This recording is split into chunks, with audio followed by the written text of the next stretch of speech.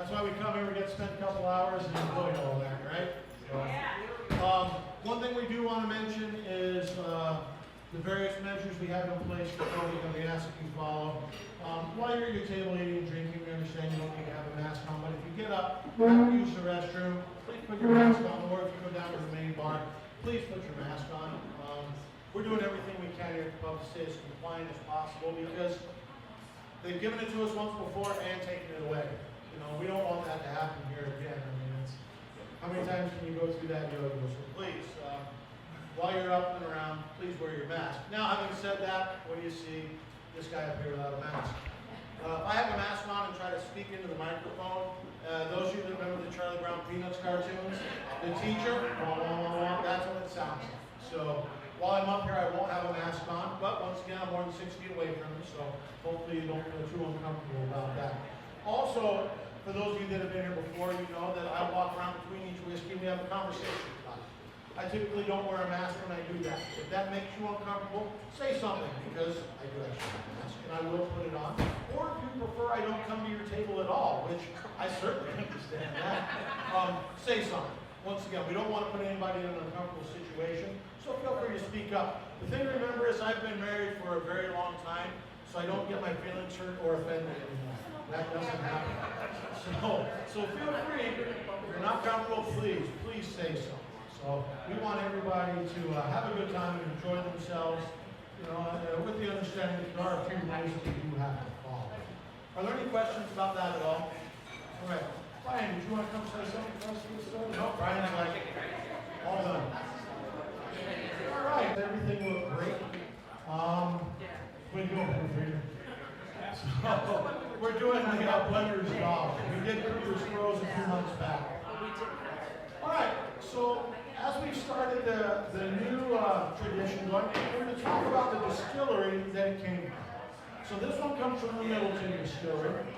Middleton Distillery is located down in County Cork in the south of Ireland. It's the largest distillery in Ireland at this point. Pretty much, they make most of the whiskeys that you're familiar with. When you look at the amount of whiskey that they put out, it's amazing. 64 million liters of whiskey a year. That might get us to a weekend, what do you think? Right? It also houses the largest pot still ever made. It's not in use anymore, but at the time they were turning out so much whiskey, they had to have large pot stills to do that. And so that's what they did. The thing about Middleton Distillery, it's run or owned by, Pernod Ricard, a company out of France. So it's not even Irish owned anymore. You'll find that very few of the large distilleries in Ireland, pretty much almost none, are owned by the Irish. And so this distillery produces whiskeys for a lot of different brands, not just Jameson. They produce for the Middleton line, the Redbreast line, ours. All of these, we'll go over those here in a little bit. And that all began back in 1974. So up until then, you had all these independent distilleries working around Ireland. Then what happened to Irish whiskey? Prohibition. Everything died. Everything died with the exception of a few distilleries. I won't say smaller because Powers was still in operation. We talked about the Powers distillery last month. So you had the Jameson distillery that was operating on Bow Street in Dublin. You had the Powers distillery that was operating on John's Lane there in Dublin as well. You had the Middleton distillery down in Cork, which was producing all kinds of other products. And you had the Bushmills distillery in Northern Ireland. And in 1974, they formed a company, with the exception of Bushmills, called Irish Distillers Limited, IDL. And they got together and said, us having all these other distilleries around is not profitable. We're all losing money. How about we all go together and form this company and all go into one distillery? So that's what they did. So Irish distillers came together, they went to the new Middleton Distillery, and that's where Powers ended up, Redbreast, all those, Jameson, and those. Bushmills at the time stayed independent. So at that point in side, you really only had two distilleries. One in the Republic, we had Jameson's, and one in Northern Ireland, Bushmills, and that was it. And that's all that there was for quite a bit of time, up until 1987 when the Cooley's distillery came around. So there was quite a bit of time where you just had those two distilleries, and that was it. So if you had any Irish whiskey, there's only two places it could come from. You know, now with the explosion of Irish whiskey, by the end of what, 2021 or 2022, going to see 43 operating distilleries. So trying to get back to the heyday of what Irish whiskey was. So these are some of the lines that are produced at the Middleton Distillery. Jameson, as we talked about. Tullamore Dew, it was produced there up until recently when the Tullamore Distillery reopened. Now they're producing their own whiskey. Powers, Paddy's, Redbreast, the Middleton, very rare, and the Middleton line itself, not just very rare. They do a lot of single casks and things like that. And the spot whiskeys, the green, yellow, the one that's not there is Red Spot, and then the Blue Spot. That is a new whiskey that was due to come out this year, to be released here in the United States. But with all the COVID stuff going on, we don't know when it's going to get released now. So that line is also made there at the Middleton Distillery. So here's a picture of the old new Middleton Distillery. It's a massive place. I was very fortunate that last year Brian and I had an opportunity to go there and take a tour of that distillery. It's a wonderful place to go. The history that's there is just amazing. If you ever get an opportunity to go to Ireland and you consider looking at a distillery, go see the Middleton Distillery. You need to, because, I mean, that is the holy grail of what Irish whiskey is. So when you look, you might recognize that gentleman on the left. That's him standing in front of the largest pot still ever made. Once again, as you can see, it's sitting out in the field, not really being used. What you're looking at on the right is their micro distillery. So what they're doing there is they have a line called the Method and Madness line. And what this is for their young, up-and-coming distillers to experiment. They have an idea, they want to try it out. Well, it's not feasible to do a full run on their big line, is it? So what they did is they created this micro distillery and said, have at it. Whatever your heart's desire is, go and create it and come up with new products. And they have. And that's the Method and Madness line that you find. And some of the stuff that we get as far as the older blends and things, they're doing work. They're doing things to be innovative. So just because they're the biggest doesn't mean they're resting on their laurels. They're going out and they're working very hard to stay at the top of their game. This is a great example. So if you ever get a chance, I believe we're going to start seeing the Method and Madness line here in the States, specifically in Nevada, hopefully in the next 8 to 9 months. What I understand, some places on the East Coast are already seeing it. So keep your eye out for it because they're very different whiskeys. They're fantastic. Hopefully at some point, when they get to Nevada, our distributors will begin to have them here, and we'll be able to present those to you guys as whiskey. I think that will be fantastic. So what you have in front of you now is the Jameson Blender's Dog. So this series was put out in a series of 3 bottles. That was the Cooper's Crow. That was designed by Drew Buckley, their master cooper. He designed one. You have the Distiller's Safe, which was designed by Barry Crockett originally. And now you've got, which I'm putting in the Blender's Dog, which is designed by Billy Layton. Billy Layton is also the master distiller for the Redbreast line, which you'll experience some of that later. So they each got an opportunity to build their own whiskey. And those are the 3 whiskeys that you can purchase at Total Wine Anywhere. We've got them here at the pub for you as well. I will tell you that this one is my favorite of the 3, the Blender's Dog. And why is that? Because the blender gets to decide what he wants, right? He's got access to all the barrels. And when you're talking about someone like Billy Layton, the man is an absolute genius. So, am I a little bit biased? Yes, absolutely. I am. How about that? So, having said that, let's have a sniff of the whiskey. Let's find out what this is all about.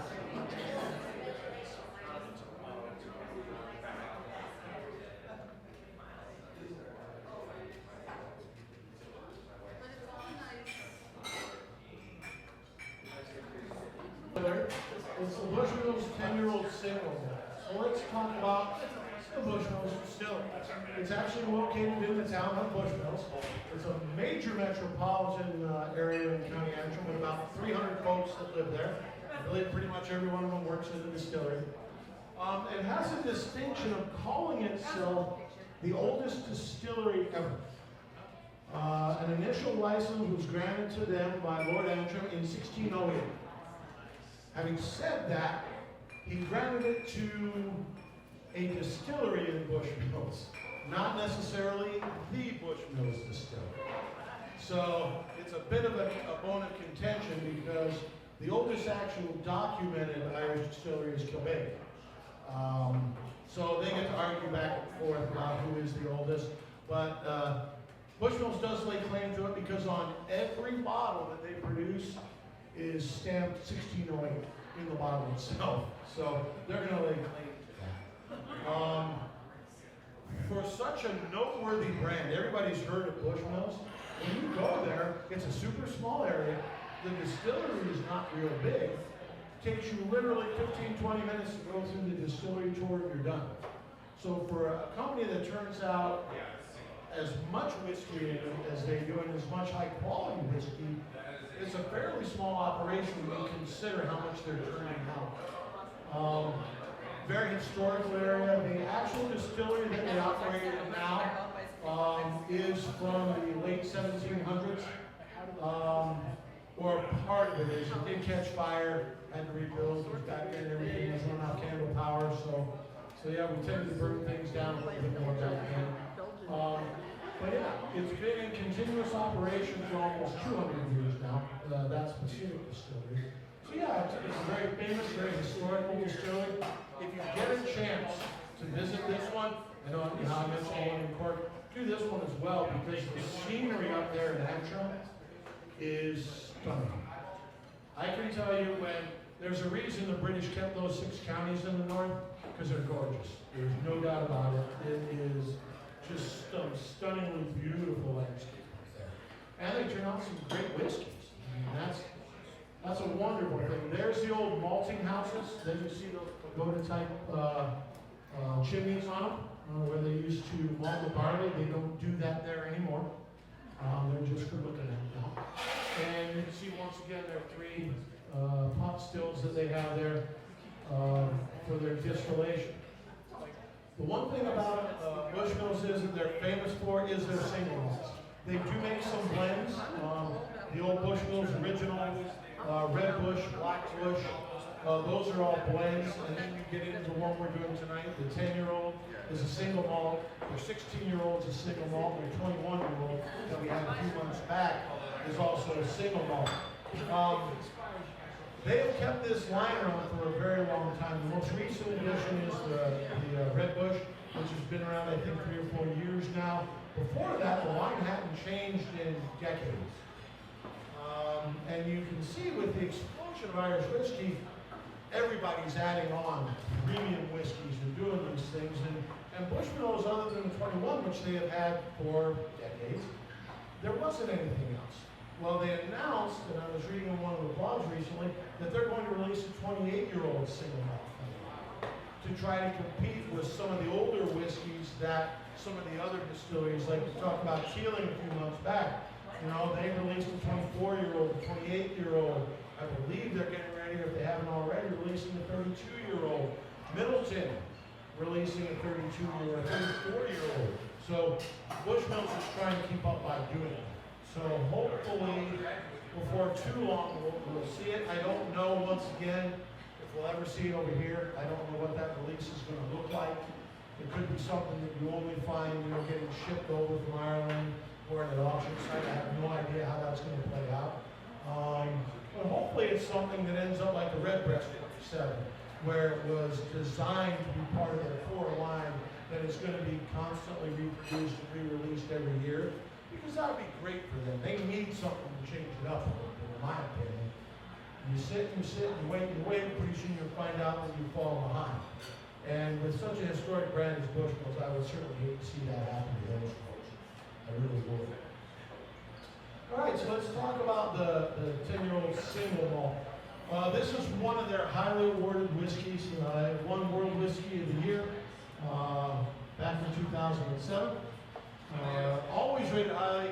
For any of you that are into whiskey, Jim Murray publishes a thing called the Whiskey Bible, and that's kind of up for debate of how unbiased he is. It would be me trying to be unbiased about Redbreast. Is that ever going to happen? No, not going to happen. But once again, it is always a very highly rated whiskey. One of the things we talked about last month, we changed it up, we're doing more about the distilleries, and I took away the tasting notes for last month. And someone said, well, I'd appreciate it if you kept those up because it helps me. So we're doing both. We're going to talk about the whiskey and we'll continue to put the tasting notes up there as well. So that way we try to give as much information as we can, hopefully without too much sensory overload. Because if we have sensory overload, then I sweat more than I already am, and I have a seizure, and I wreck myself. And it's not good. It's just not good. We don't want that to happen. Yeah, I'm a little too close to you, aren't I? If that happens, just ignore me and leave. Okay. Put on your mask. Yeah, there you go.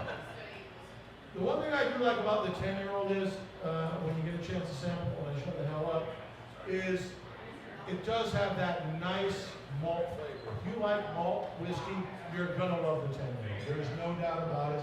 This is a great classic representation of an Irish single malt. No doubt about it. Very solid. We all had the 21-year-old a while back, which blows everything out of the water. But as far as a good single malt, Irish single malt, you're not going to beat this. This is a great whiskey. And once again, reasonably priced. You're going to find this in the $35 range. More importantly, where are you going to find it on sale next month? Right here in the pubs, right? So now you know where it is. So let's go ahead and everybody knows it, and then have a sip, and we'll talk about it. How we designed the evening round tonight, I think you're really going to enjoy it. So the next whiskey we're going to talk about is Redbreast 15. Now, you notice with the other two whiskeys, initially I talked about the distillery, right? Why am I not talking about the distillery with the Redbreast 15? Nothing changed there, right? So the thing that you need to understand about the Redbreast 15, this is a modern pot still whiskey. When we talk about a pot still whiskey, it's a combination of malted and unmalted barley. So for someone to talk about sometimes tasting that peppery flavor, that means that whiskey probably has a pot still component. And you're going to notice it quite a bit forward in this whiskey. Where those of you that have had the Redbreast 12, that whiskey presents a lot more of the sherry barrel. This is finished in sherry as well, but this one is going to be more pot still forward and not quite as sherry forward. There are some people that, because of that, don't really favor this whiskey. I am a big fan of this whiskey. It's just comparing apples and oranges. You can't compare the Redbreast 12 with the Redbreast 15 because they're done a little bit different. So that's the thing that you need to understand, is that this is not really quite as sherry forward as the Redbreast 12 is. Once again, you see the nose, the palate, and the finish in this one. I do get a lot of those fruity notes on this one. Get a bit of that peppery thing from the pot still on this, that's for sure. And that's why I think it's going to mesh so well with the bread pudding that you have. And it sounds like I'm gushing a little bit about Redbreast. Once again, you all know well enough by now that Redbreast definitely my favorite line of whiskeys out there. There's no doubt about that. So yeah, Redbreast 15 has a very prominent place on my shelf at home. Just to show you, that gentleman right there is Billy Lightning. So the very first whiskey that you had, he created. The whiskey you have in front of you now, he created. I had an opportunity to meet and talk with him last year at Whiskey Live. So yeah, was I pretty excited right there? The answer is absolutely. It's like meeting one of your heroes, no doubt about that. And I was fortunate enough to get a chance to speak to him for almost 30 minutes. What a gracious man. There was like 40 people waiting to talk to him by the time we were done. And he was like, no, I love talking to you. You know a little bit about whiskey. You appreciate Redbreast, and we talked forever. So So yeah, that's my claim to fame. I got to meet the man himself. So you're used to having good pictures up there. This one's probably not as good as you were hoping for, but it's what you get. So once again, I was fortunate enough to meet the man himself. So let's go ahead and sample the whiskey once again. Take the time to have some of it with your bread pudding. Now, once again, just because this is the last whiskey of the night, don't go anywhere. We're handing out raffle tickets. So we're going to go through and do the raffles and do all of those things. So we don't go too far. As I said, I'm going to come around and I want to get your 2 spots on the Red Press 15. Because once again, I am a fan. I am a fan.